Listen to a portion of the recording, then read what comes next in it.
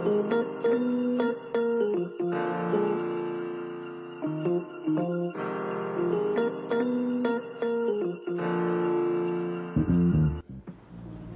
guys, how's everyone? My today's guest is a leader as far as LinkedIn is concerned. He's also a leader in personal branding. He's the CEO of PAFLA, Pakistan's Freelancers Association. He is also an individual who is serving in several capacities globally. Not only that, he's also traveling on a weekly basis. And as if all of this wasn't enough, he's also a tumor survivor. I have Tufail Khan with me. Assalamu alaikum, Tufail. How are you? I'm fine. How are you? Alhamdulillah. First of all, thank you so much for doing this. Thank you so much. Thank you for inviting. I want to start शुरू से.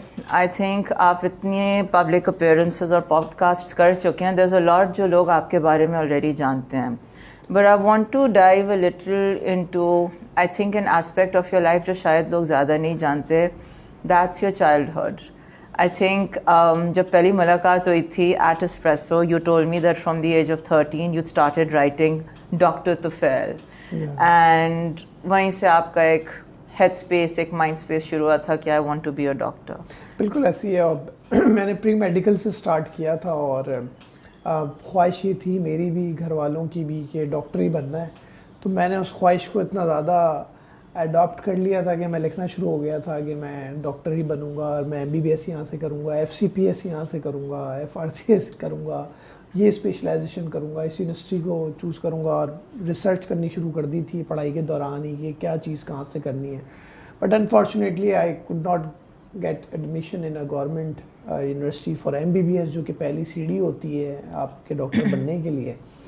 और then घर वालों ने कहा कि D pharmacy, जो कि डॉक्टर ऑफ फार्मेसी उस वक्त रिसेंटली इंट्रोड्यूस हुई थी B फार्मेसी के बाद जी. तो घर वालों ने कहा वो भी एक डॉक्टर ही कहलाता है और वो मेडिसिन का डॉक्टर होता है, डॉक्टर ऑफ फार्मेसी जो है, तो आप वो कर लें. तो एक लीडिंग प्राइवेट यूनिवर्सिटी के अंदर मैंने कराची के अंदर वहाँ पे एडमिशन ले लिया और वहाँ तकरीबन 2 साल पढ़ा मैंने और मेडिसिन पढ़ी, समझी, बट मज़ा नहीं आ रहा था.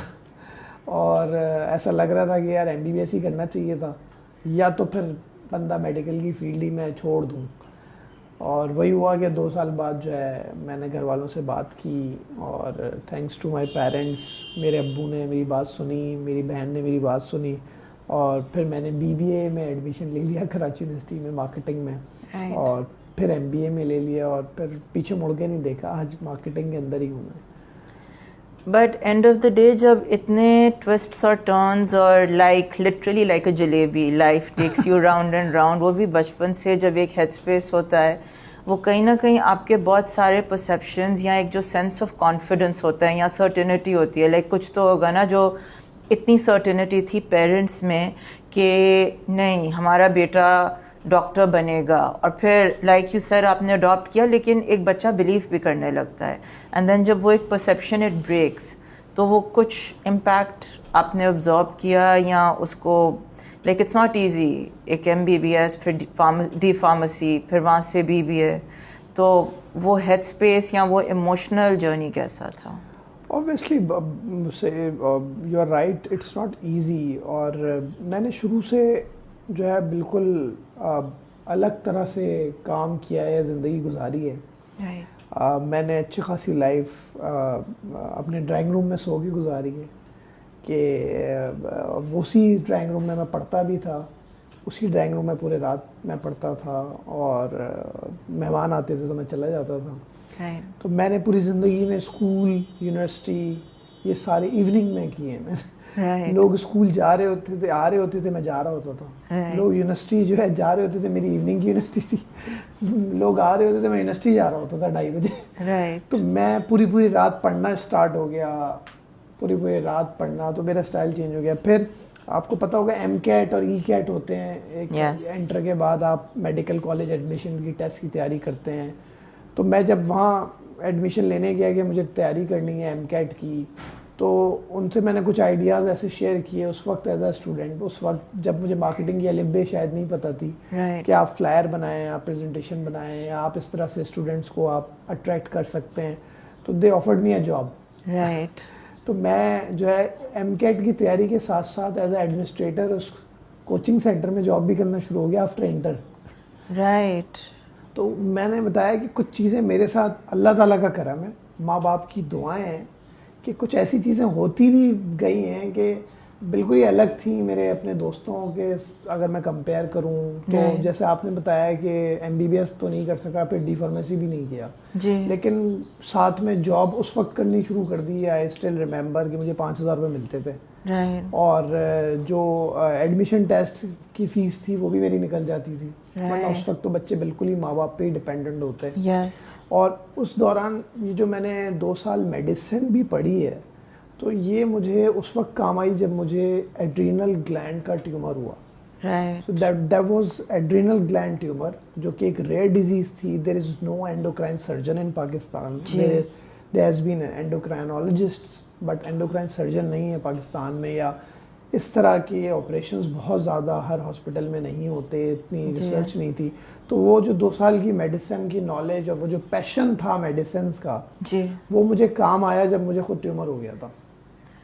You know coming to this, क्योंकि यही मेरा नेक्स्ट क्वेश्चन या टॉपिक होने वाला था कि I want to know, you were diagnosed with a tumour at a very young age, आप अर्ली 30s में थे जी। तो उस वक्त आपको आइडिया था कि कुछ सिम्टम्स या कुछ ट्रिगर्स या बॉडी के कुछ रिएक्शंस या कुछ इन्फेक्शन या कुछ ऐसी चीज़ के ओके, या वो भी like how did you even figure out?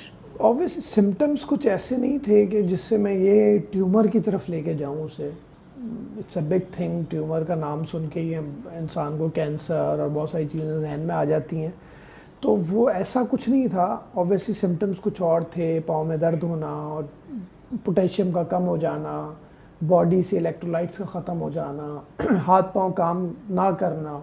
But फिर भी शायद मैं सोच रहा था कोई ऐसी चीज़ होगी जिसका छोटा सा ऑपरेशन होगा या कुछ दवाइयाँ खाऊंगा मैं, स्टेरॉइड्स खाऊंगा, सही हो जाऊंगा। राइट। बट ऑब्वियसली उससे मुझे कुछ ये भी सीखने के लिए मिला कि आपके साथ अगर कुछ होता है तो आप उसकी रिसर्च ज़रूर करें, कंसल्ट ज़रूर करें किसी कंसल्टेंट से, डॉक्टर से।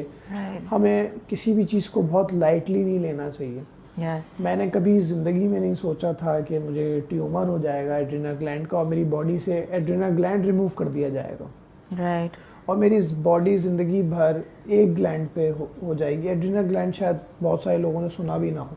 मैंने भी नहीं सुना। किडनी का सुनते हैं, हार्ट का सुनते हैं, ब्रेन का सुनते हैं, बट एड्रीनल ग्लैंड आपकी किडनी के ऊपर होता है। 2 एड्रीनल ग्लैंड दोनों किडनीज के ऊपर होते हैं, लेफ्ट एड्रीनल ग्लैंड और राइट एड्रीनल ग्लैंड, और ये आपकी बॉडी का फाइट और फ्लाइट मैकेनिज्म होता है। राइट। तो वो आपकी बॉडी से रिमूव हो जाए या उसमें कुछ इश्यूज हो तो ऑब्वियसली आपको बहुत सारे इश्यूज होते हैं। राइट। तो मैं समझता हूँ कि मैंने वो रिसर्च अपनी बहुत ज़्यादा इम्प्लीमेंट करने की कोशिश की। अल्लाह ताला ने बहुत फजल व करम किया, माँ बाप की दुआएं थी, डॉक्टर्स भी मिले, कुछ अच्छे मिले और कुछ लोगों ने बहुत हेल्प भी की। फिर इंटरनेशनली मैं डॉक्टर से कनेक्टेड रहा, मेरी नेटवर्किंग थी, कॉन्टैक्ट्स थे, अल्लाह ताला ने करवाए कि वो उस तरह से मुझे हेल्प करते रहे। मैं यहाँ तक पहुँचा। बट मैं समझता हूँ अगर जो बिल्कुल ही लाइटली लेके इसको इग्नोर करते हैं जी, आपके बॉडी के सिम्टम्स को, बिल्कुल वो नहीं करना चाहिए आज के दौर में। एटलीस्ट बिल्कुल सही आपको कह रहे होम हैं। रेमेडीज़ भी बिल्कुल करनी चाहिए, आपको बहुत ज़्यादा परेशान नहीं होना चाहिए, लेकिन एटलीस्ट आपको देखना चाहिए कि क्या सिग्नल्स आ रहे हैं, या आप क्वार्टरली ईयरली आप अपना कोई सीबीसी, कोई ब्लड टेस्ट ज़रूर करवाएं, विटामिन डी ज़रूर चेक करवाएं कि बॉडी, जैसे हम मोबाइल में देखते हैं, जी, मोबाइल का सॉफ्टवेयर अपडेट करते हैं हम, बिल्कुल। यस। और हमें फिर बार बार वो रिमाइंड भी कराता है मोबाइल यस। कि जी आपने अभी तक सॉफ्टवेयर अपडेट नहीं किया अपने इस वर्जन का। यस। और हमें भी पता होता है, हम बार बार सोचते हैं कि यार वो अपडेट करने से कितने फ़ायदे होंगे। यस। तो उसी तरह से आपकी बॉडी भी मैं समझता हूँ एक मशीन की तरह से पूरे साल दिन भर लगी रहती है, तो हम उसको अपडेट करने का ही नहीं सोचते। Right. और दैट व्हाट हैपेंड कि मैंने बहुत ज़्यादा उसको टाइम दे दिया कि ये चीज़ ऐसे नहीं है, ये चीज़ ऐसे सही हो जाएगी, इसको दिखा लेते हैं, इसको दिखा लेते हैं, और बहुत देर बाद जाके डायग्नोस हुआ कि मुझे ट्यूमर है। इस पूरे प्रोसेस में there was an instance, I know क्योंकि हम पहले भी कनेक्ट कर चुके हैं, जहाँ आपका ट्यूमर तो डिड गेट सॉर्टेड, लेकिन आपके जो स्टिचेस थे they became septic, और that was also very painful ordeal and a very painful process, क्योंकि वहाँ पर भी एक पूरी चीज़ है, मतलब एक हमें कट लग जाता है इट हर्ट्स। तो ये एक स्टिच है, एक टांका है पूरा, जो एक ऑपरेशन के बाद बाकायदा सेप्टिक हो गया था। तो tell me little about that. Obviously अब परेशानियां तो बहुत आई और अल्लाह ताला ने उससे निकाला भी। और वही इस पे मैं स्टार्ट यहाँ से करूँगा कि जब मुझे एक बहुत अच्छे डॉक्टर हैं मेरे, जिन्होंने मेरा सारा इलाज कराया, डॉक्टर नदीम नाम है उनका। और उन्होंने जब मेरा डायग्नोस किया कि मुझे एड्रिनल ग्लैंड का ट्यूमर है जी, तो उस दिन मुझे ये समझ में नहीं आ रहा था कि मैं खुश हूँ कि डायग्नोस हो गया या अफसोस करूँ कि ट्यूमर डायग्नोस हुआ। राइट। तो उसी तरह से जब मैं उनके पास ये चीज़ लेकर गया कि आपने जो टेस्ट कराया है उसमें जो ट्यूमर आया है और डायग्नोस हो गया, जो इतने साल से 1 साल तकरीबन लग गया था कि डायग्नोस ही नहीं हो रहा था कि मेरी बॉडी में हो क्या रहा है, तो समझ में नहीं आ रहा था खुश हूँ क्या हूँ। तो डॉक्टर साहब ने मुझे कहा कि यार एक और बैड न्यूज़ ये है कि इसका सर्जन नहीं है, इसका इलाज कौन करेगा। राइट। तो वहाँ से एक और रिसर्च शुरू हो गई हम दोनों की, डॉक्टर नदीम साहब की भी मेरी भी, कि हम इसका ऑपरेशन कहाँ से करवाएं। राइट। और इसको ब्लॉक करने के लिए तो मेडिसिन दे दी उन्होंने मुझे, वो मैंने खानी शुरू कर दी थी, लेकिन उसका इलाज कहाँ से करवाएं। तो मैं समझता हूँ इन सारी चीज़ों पे मैं अगर अल्लाह ताला ने करवाया, बट मैं अगर रिसर्च नहीं करता, राइट। मैं पढ़ता लिखता नहीं, उस चीज़ को खुद नहीं समझता, शायद मैं एक मेडिकल प्रोफेशनल भी था, मैं मेडिकल पढ़ा हुआ था, जी। लेकिन अगर मैं नहीं भी पढ़ता, मैं समझता हूँ कि आप रिसर्च करते तो आपको बहुत सारी चीज़ों की इन्फॉर्मेशन मिलती रहती। लेकिन आपको सिर्फ एड्रीनल ग्लैंड का ही ट्यूमर नहीं हुआ था, right? There was another tumour that was also detected. बिल्कुल। एंड वो जब आपने, एक होता है ना when you hear such words, cancer is one of them, brain tumour is another one, इस तरह की चीज़ें, एंड इट्स लाइक अभी एज इफ़ ये सब काफ़ी नहीं था, and then there is another road block. और इसको रोड ब्लॉक भी नहीं कहते। आई डोंट नो कि उस वक्त ऑनेस्टली क्या कैफियत होती है। That's only something you would know कि अभी इतनी पूरी जद्दोजहद, इस पूरी ऑर्डियल से I am coming out of it, तो अब ये एक और चीज़ आ गई है। उस वक्त what was the head space? मैं समझता हूँ कि उसके बाद से चीज़ें रुकी नहीं। मैं अभी भी बहुत सारी चीज़ें खुद ही कोशिश करता हूँ कि डॉक्टर से बात जाने से पहले रिसर्च करूँ, देखूँ कि क्या क्या चीज़ें हो रही हैं, क्या नहीं हो रही। और आई वाज थिंकिंग कि मैं शायद फ़ौरन ही हर चीज़ से निकल जाऊँगा, but suddenly I came to know कि आपका जो है प्रोलैक्टिन हार्मोन वो सही नहीं आ रहा, दैट शोज़ के ब्रेन ट्यूमर सिम्टम्स, या पिट्यूटरी ग्लैंड जो है वो भी ठीक शायद काम नहीं कर रहा आपकी ब्रेन में, और उसका ब्लड रिपोर्ट सही नहीं आ रहा था। ऑल्दो अल्लाह का शुक्र है एमआरआई के अंदर वो रिपोर्ट्स में सही आ रहा था, उसमें कोई ट्यूमर नहीं आ रहा था, and still I have been facing that the same thing. और बट ये कि मैंने बस किसी चीज़ में अपनी विल पावर को नहीं छोड़ा। कोशिश अभी भी मेरी ये है कि अब एक चीज़ हो गई तो अब मैं कोशिश करूँ कि उसकी रिसर्च करूँ, उसको पढ़ूँ, लिखूँ, दो डॉक्टर्स को दिखाऊँ, 3 डॉक्टर्स को दिखाऊँ, 4 डॉक्टर से मशवरा करूँ, खुद उस चीज़ को समझूँ, अपने सिम्टम्स को देखूँ, अल्लाह ताला से मांगूँ कि यार उस बीमारी को मेरी दूर करे। बट अगर मैं बिल्कुल ही छोड़ दूँ, बहुत सारे लोग मुझे ऐसे मिलते थे कि कहते थे यार आप इतना ज़्यादा परेशान होते हो, आप इतना ज़्यादा इन्वॉल्व होते हो मेडिकली, आप इतने टेस्ट कराते हो, इसीलिए आपको ये सब होता है, आप बिल्कुल छोड़ दो। तो मैं समझता हूँ ये बिल्कुल ही फजूल बातें हैं कि आप बिल्कुल हर चीज़ को छोड़ दें। आपको अभी फीवर होता है, आप पैनाडोल खाना शुरू कर देते हैं क्योंकि वो सिर्फ फीवर है। बिल्कुल। कुछ लोग नहीं खाते, वो खुद ठीक हो जाते हैं। बिल्कुल। कुछ लोगों के सर का दर्द भी बिल्कुल ठीक हो जाता है जी। कुछ लोगों का पैनाडोल से भी ठीक नहीं होता, वो दूसरी मेडिसिन खाते हैं जी, वो सर दबाते हैं, वो रिलैक्स होने चले जाते हैं, वो सो जाते हैं। कुछ लोग आइसक्रीम खाते हैं। हर किसी की बॉडी अलग तरह की है। आप किसी को ये मशवरा नहीं दे सकते कि यार आप बिल्कुल छोड़ दें। यू नेवर नो उसकी बॉडी में क्या चल रहा है। सही बात है। अब आपको जब तक ये पता ही नहीं चलेगा कि आप प्री डायबिटीज़ में हैं, डायबिटीज़ में हैं, या आपका बहुत अच्छा HbA1c आ रहा है जी, तो आप आराम से ज़िंदगी गुजारें, आप मीठा खाएं, आप नॉर्मल ज़िंदगी गुजारें, आपका तो HbA1c बहुत अच्छा, आपको कैसे पता चलेगा? जब तक आप वो टेस्ट नहीं करवाएंगे HbA1c का, आपको पता ही नहीं चलेगा। आपको उससे पता चलेगा कि यार आपको थोड़ा ख्याल रखना चाहिए, आप बॉर्डर लाइन पर आ गए। बिल्कुल। तो वो जो चीज़ें मेरे साथ आती रही हैं, अभी भी आती हैं, तो मैं कोशिश करता हूँ कि अपने आप को इतना स्ट्रॉन्ग रखूँ कि चलते फिरते खुद जाके टेस्ट करा लूँ, जी आते जाते ऑफिस से अपने काम से डॉक्टर को भी दिखा लूँ, जी और एक डॉक्टर से नहीं 3 डॉक्टर से मशवरा करूँ, खुद जी उसकी रिसर्च करके उसको समझूँ और उसको काबू करने की कोशिश करूँ, राइट। और अल्लाह ताला से दुआ करूँ उसके लिए। आपने कहा कि आप ये चलते फिरते करते हैं काम करते वक्त, लेकिन आप सिर्फ you're not even doing an ordinary 9 to 5. You're the CEO and president of PAFLA. That in itself is not a small feat. It's a huge milestone. ख़ास तौर से तब जब बैकग्राउंड में या फोरग्राउंड में भी या पूरी ज़िंदगी में it's overshadowed by there are multiple terminal illnesses. तो हाउ वाज इट कि आप पैफला तक भी एक पहुँचे? ये भी एक पूरा, I know it's been a journey. I want to know a little about that also. देखिए, मैं जैसे आपको बताया था ना, एक अलग ही अल्लाह का करम रहा है शुरू से। और वो हम कहते हैं ना कि यार कुछ चीज़ें आपके लिए आगे लिखी होंगी, आपको पता नहीं है, ऐसा। वो मैं अब जाके उसको कनेक्ट करता हूँ ना, तो मुझे ऐसा लगता है। आप देखें कि पहली जॉब मेरी करियर की 2009 में, एक कंपनी है टेराबिस, उसने फेसबुक पे मेरी पिक्चर्स देख के मुझे बुलाया कि यार आप हमारे पास आके जॉब करें, इंटरव्यू दें आप।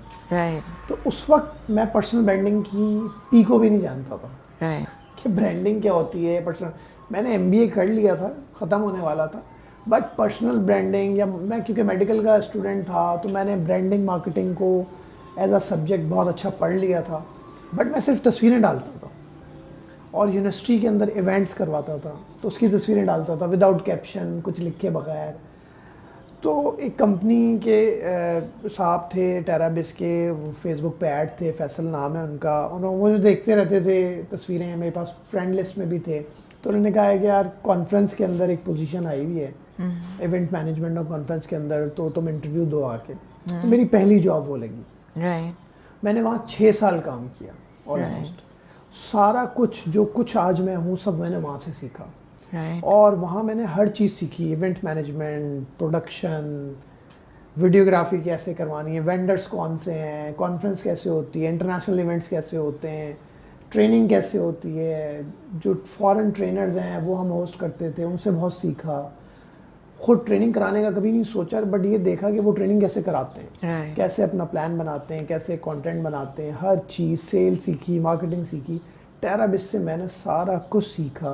हमजा वसी हाशमी साहब मेरे पहले बॉस, कहते हैं ना आपका पहला बॉस बहुत अच्छा होना चाहिए। जैकमा भी कहता है पहली कंपनी से मैंने वो चीज़ अब जाके कनेक्ट की है। यार मेरा पहला बॉस, मतलब obviously he was strict, but उन्होंने जितना सिखाया कि 6 साल मैंने वहीं जॉब की, उसके बाद से शायद मैंने 6 साल कहीं काम नहीं किया। मैंने पहली कंपनी में ही 6 साल काम किया, उसके बाद से मैंने कहीं पे भी 6 साल पूरे नहीं किए कि मैं कहीं केक काटूं 6 साल का। तो वो स्टार्ट, उसके बाद से अभी जहाँ पे मैं पाकिस्तान फ्रीलांसर एसोसिएशन में प्रेसिडेंट हूँ, ये मुझे अपॉर्चुनिटी लिंक्डइन से मिली। अच्छा। तो वो सिलसिला कभी ख़त्म नहीं हुआ 2009 से, अल्लाह का शुक्र है। और अब मैं पर्सनल ब्रांडिंग और लिंक्डइन का एक्सपर्ट भी हूँ, मैं लोगों को पढ़ा भी रहा हूँ।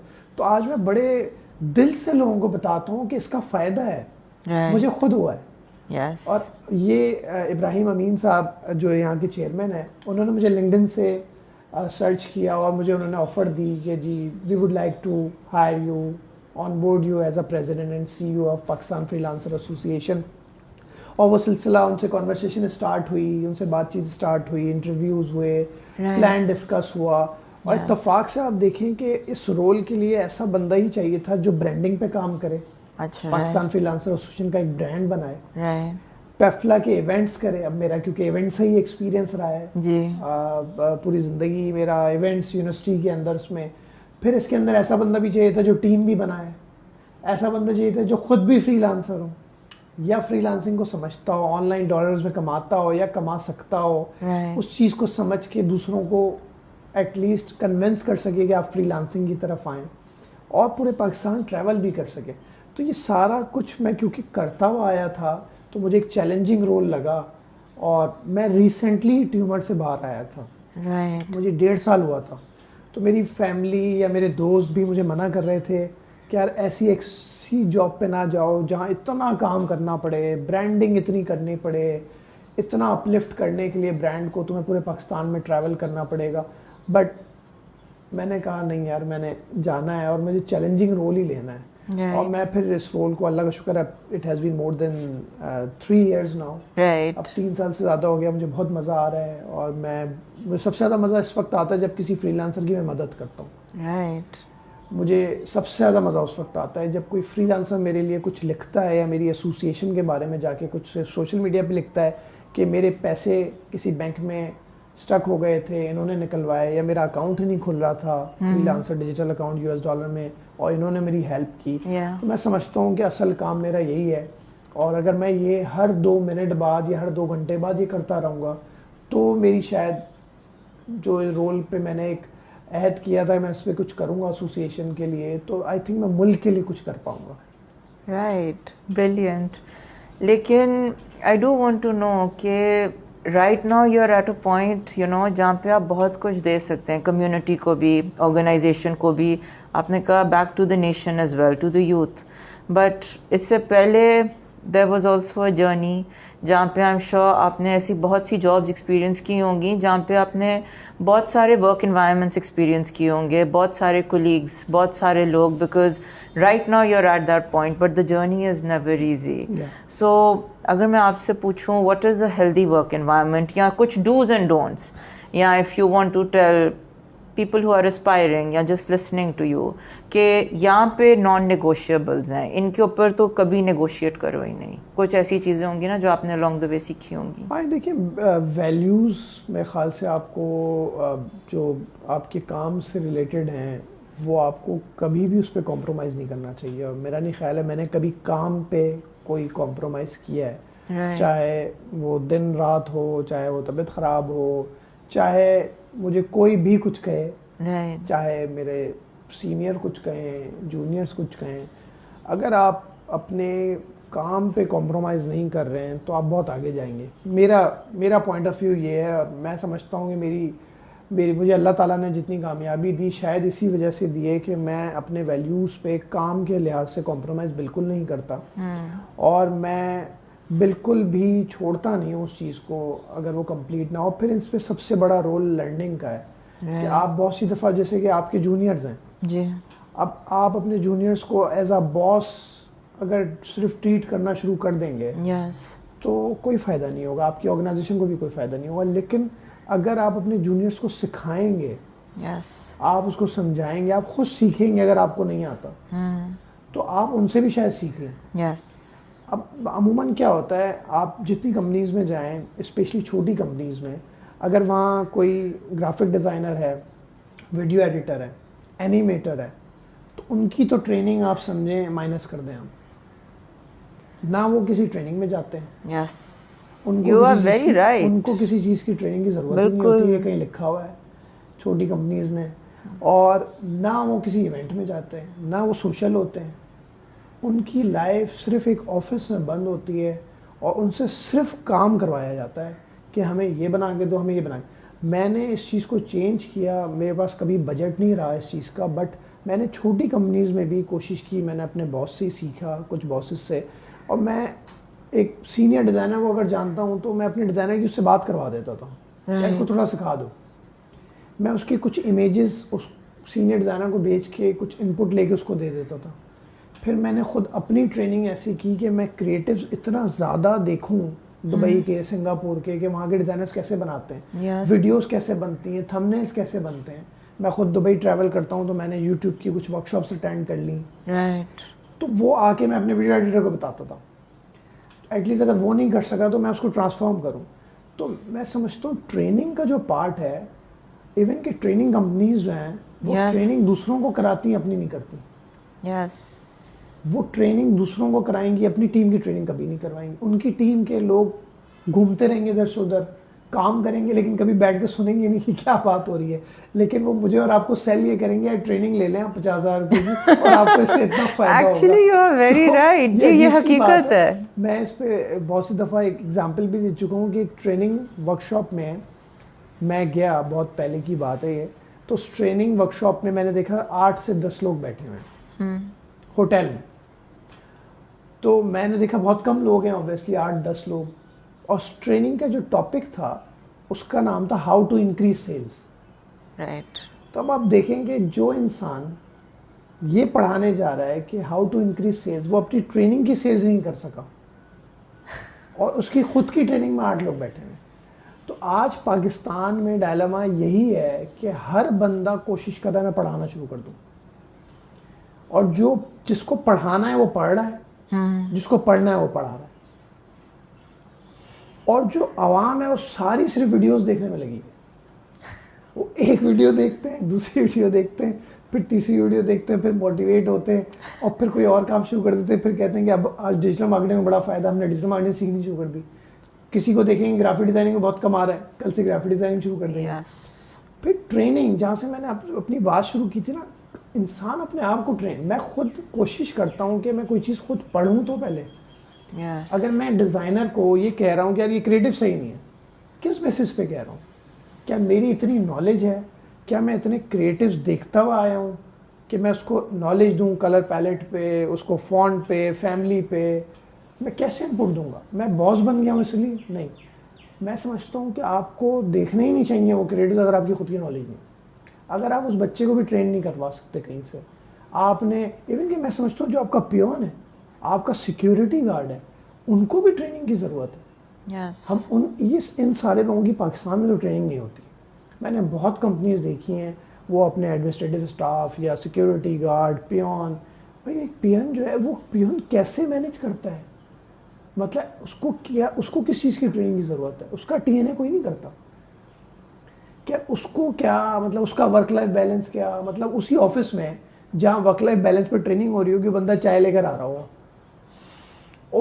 उसका बिगड़ा हुआ होगा वर्क लाइफ, हमें उसका ख्याल नहीं होगा कि यार वो बंदा जो अभी हमें चाय रख कर गया है, उसकी फैमिली क्या कर रही होगी, उसका वर्क लाइफ बैलेंस क्या है। हमारी तो आज 8 बजे तक रात में मीटिंग चल रही थी, हमने उसको रोक लिया, लेकिन शायद उसकी आज बेटे की लास्ट डेट हो, उसको फीस जमा करवानी थी आज, उसके घर में कोई नहीं था।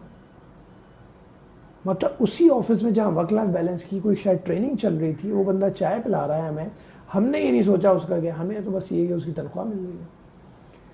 तो मैंने देखा है कि जितनी कंपनीज में मैंने काम किया है, छोटी बड़ी, हम अमूमन बिल्कुल एक टेयर को उड़ा देते हैं, बॉस बनना शुरू कर देते हैं और अपनी हर चीज़ किसी पे लागू करना शुरू कर देते हैं। मैं समझता हूँ वहाँ पे हमें खड़े हो जाना चाहिए अपने वैल्यूज़ के आगे, और हमें देखना चाहिए हम भी गलत ना हो। अगर मैं एक स्ट्रैटेजी किसी कंपनी में बता रहा हूँ तो मेरे पास उसकी लॉजिक, रिसर्च, मशवरा, अपनी इसी फील्ड से ऊपर के वो सब मौजूद हो, फिर आप खड़े हों। ऐसा भी नहीं है कि आप एक डिक्टेटर बन जाए बिल्कुल कि जी नहीं मैंने कह दिया ऐसे ही होगा।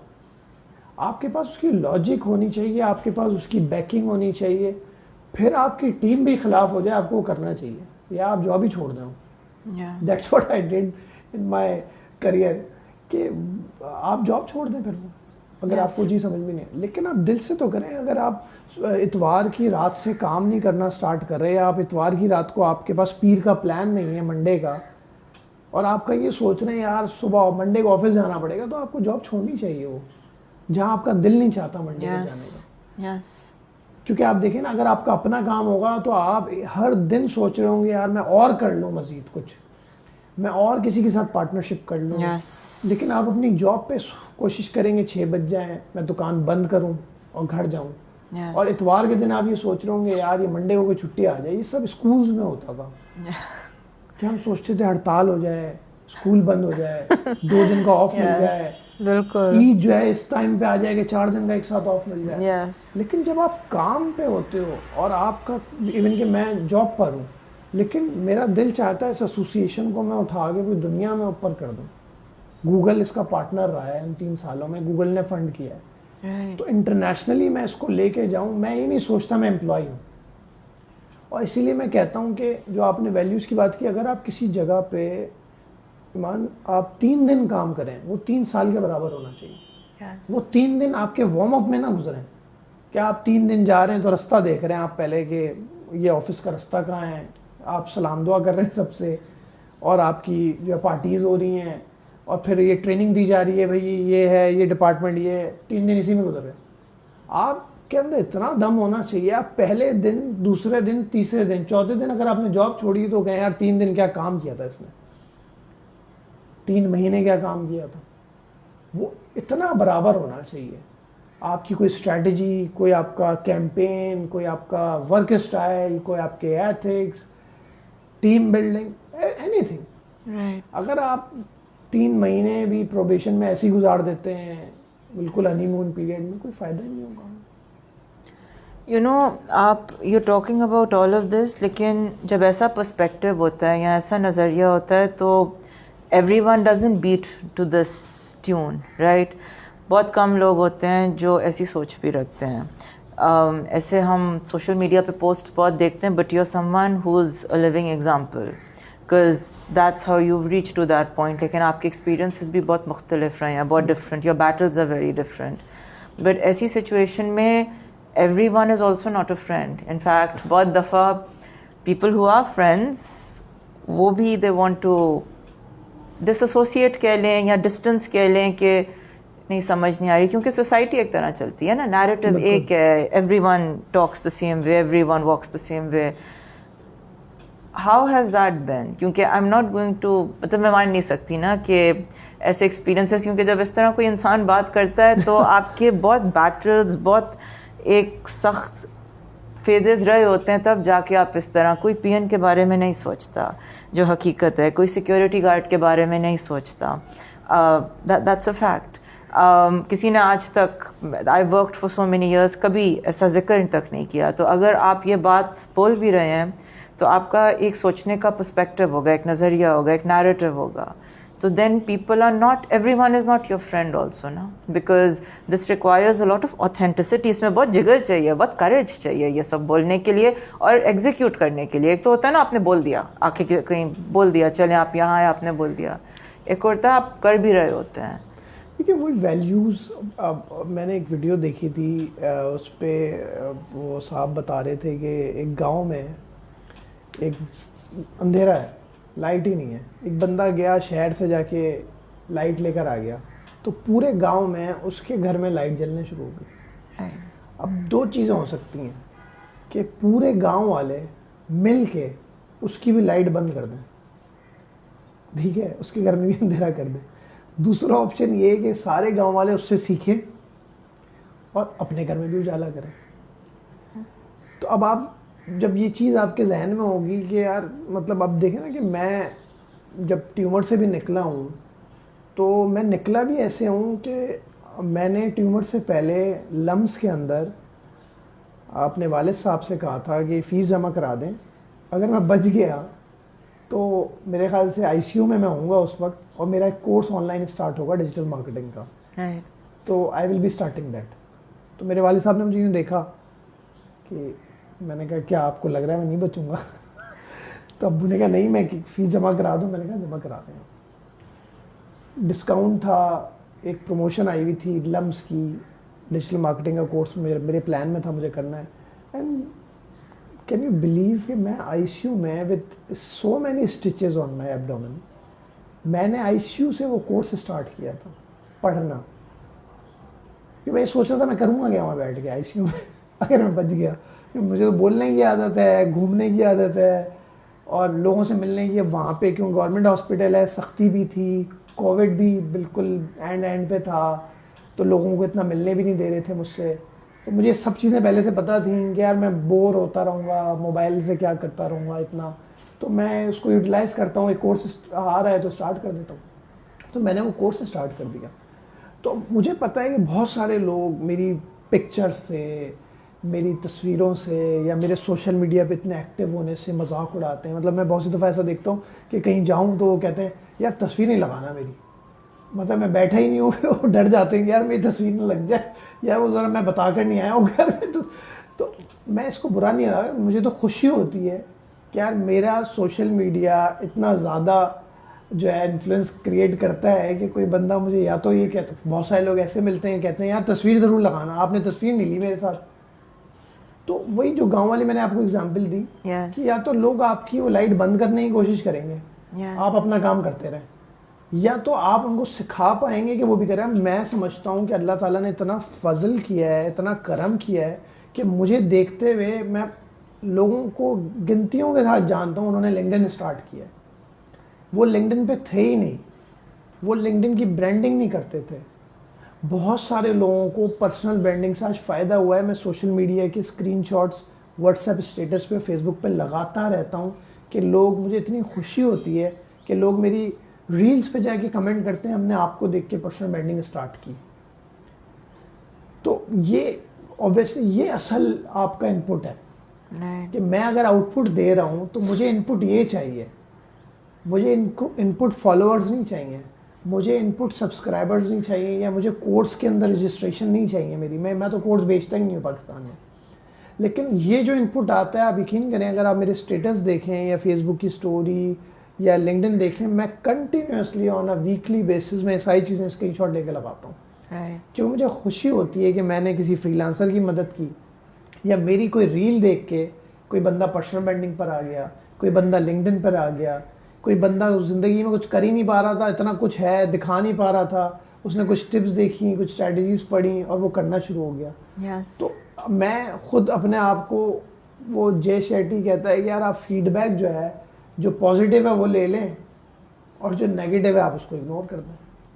तो यही मुझे भी करना होता है कि चाहे वो कंपनी के अंदर हो, चाहे वो कंपनी के बाहर हो या सोशल मीडिया पे हो, अगर पॉजिटिव फीडबैक है तो मैं लेता हूँ, नेगेटिव फीडबैक को मैं इग्नोर करता हूँ और अपनी वैल्यूज़ पे मैं डटा रहता हूँ। उसके साथ बैकिंग होती है। अगर बैकिंग नहीं तो obviously I should learn as well. You know, there's one question I ask quite a few guests who've come here, and आपकी जो जर्नी रही है, that's one thing I definitely want to ask you, क्योंकि आपकी journey इस तरह की रही है, that if you honestly had a chance to go back to your younger self, क्योंकि तब तो आपने सोचा था डॉक्टर तुफैल खान, right? आपका बचपन ही like what 13-14 थे आप जो हमारी पहली ज़्यादा होगा थोड़ा सा, 15-16, like you know, एक वो thought process लेके, but today एक totally 360 degrees multiple times, not even once, like पूरा full circle आए आप. So what would you say to your younger self?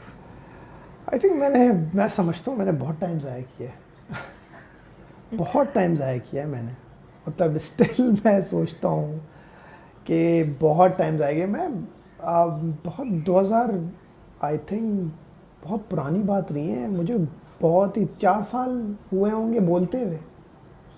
मैं तो एक खामोश सिपाही रहा हूँ और मैंने अपनी ज़िंदगी भर चुप रह के गुजारे, मतलब मैंने बोला ही नहीं। मैंने स्कूल में अटेंडेंस नहीं बोली कि मेरी आवाज़ अच्छी नहीं है, लोग हंसेंगे, तो अटेंडेंस अपने दोस्त से कहो बोल दे, यार ज़रा तुम मेरी अटेंडेंस तो बोल दो, मेरी आवाज़ थोड़ी सी पतली है, मेरी आवाज़ अच्छी नहीं है इतनी।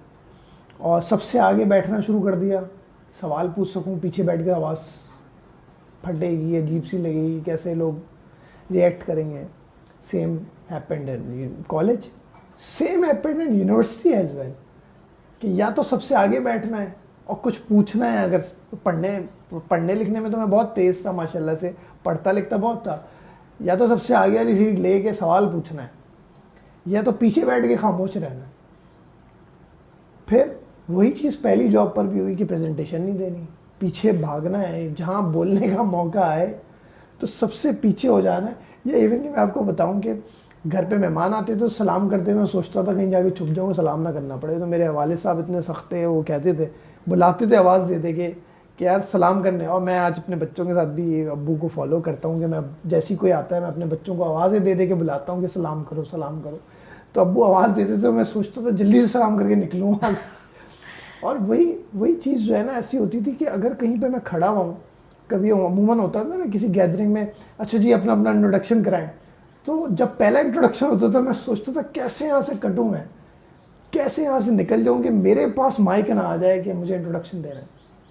Completely I change my self. मैंने अपनी वीकनेस पे काम किया, मैंने अपने कंटेंट पे काम किया। मुझे कुछ बहुत अच्छे लोग मिले जिन्होंने मुझे समझाया कि तुम्हारा कंटेंट बहुत अच्छा है और होना चाहिए, फॉरगेट अबाउट योर वॉइस। वो एक दिन जो मैंने वो सुना है, उस चीज़ से मेरी ज़िंदगी चेंज हुई है। और मैंने अपने कंटेंट पे काम करना शुरू कर दिया। मैंने आज तक उसी पे काम किया, मैंने अपने आप पे काम किया। अगर मैं अपने आप पे काम नहीं करता, सिर्फ दिखाना चाहता लोगों को, तो शायद मैं भी दिखा तो देता लोगों को, और शायद मैं झूठ बोल रहा होता, तो मैं तो शुरू से कॉन्फिडेंट था, और मैं तो उस पर काम ही, मैं दूसरों के बजाय सबसे पहले अपने ऊपर काम किया। लोग अमूमन कोशिश करते हैं दूसरों पे काम करना शुरू करते हैं, दूसरों को मशवरा देना शुरू कर देते हैं। मैं अपने ऊपर आज भी काम कर रहा हूँ। अभी भी मैं समझता हूँ कि मुझे पब्लिक स्पीकिंग पे, बोलने पे बहुत ज़्यादा और काम करना है। बट अल्लाह का शुक्र, आज शायद हमारा 23rd पॉडकास्ट है मेरा ये, और 40+ मेरी media engagements including Voice of America, DW Germany, यानिक मीडिया, लबनान न्यूज़, डॉन एक्सप्रेस, मतलब 40+ तो मेरी मीडिया इंगेजमेंट्स हो चुकी हैं। और ये सारा कुछ इसलिए हुआ कि अल्लाह ताला ने करवाया। मैं तो बहुत ही छोटी चीज़ हूँ, माँ बाप की दुआएं, कि ये अपने ऊपर काम करके आया है। अगर अपने ऊपर काम नहीं करता, उस वीकनेस को पकड़ता नहीं और उस वीकनेस पे काम नहीं करता डीप जाके, तो शायद अभी मैं आपके सामने नहीं बैठा होता, मैं अपनी स्टोरी भी नहीं बता पाता आपको। मैं उससे भी शर्माता, अपनी स्टोरी नहीं बता पाता आपको।